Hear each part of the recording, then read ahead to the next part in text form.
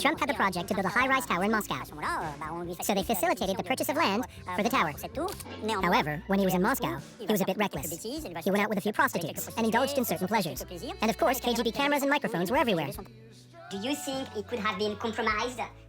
Well, I would not rule out. I would not say details, but speaking from my own experience, all foreigners, particularly from the United States and NATO countries, would be under control, or they tried to make it, controlled as much as they could. And all this was documented. It could be used 10, 15, maybe 20 years later, if and when the person in question became important.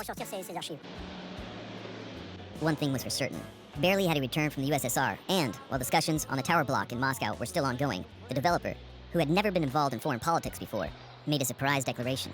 An active interest in politics. The question arose after Trump ran this full-page ad in the New York Times, the Washington Post, and the Boston Globe at a cost of nearly $100,000. It said America should stop paying to defend countries that can afford to defend themselves.